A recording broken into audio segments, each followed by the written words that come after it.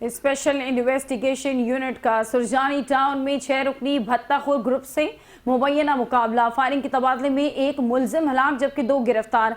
3 मुलजिमान मौके से फरार हो गए। गिरफ्तार मुलजिमान से दौरान तफ्तीश अहम इंकशाफात सामने आ गए।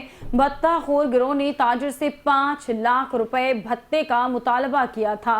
इब्तदाई तफ्तीश के दौरान गिरफ्तार मुलजिमान से अहम इंकशाफात भी सामने आए हैं।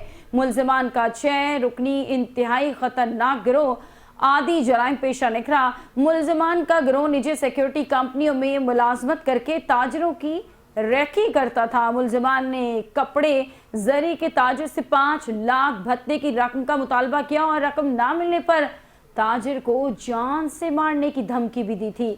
गुज़श्ता रात SSU पुलिस का 6 रुकनी भत्ताखोर गिरोह से फायरिंग का तबादला हुआ। 3 मुलजिमान पुलिस पार्टी पर फायरिंग करते हुए फरार हुए थे। हलाक गिरफ्तार मुलजिमान से 2 9mm पिस्तौल और मोटरसाइकिल बरामद हुई। मुलजिमान से ताजिरों को भत्ते की कॉल के लिए इस्तेमाल किए जाने वाला मोबाइल फोन भी बरामद कर लिया गया।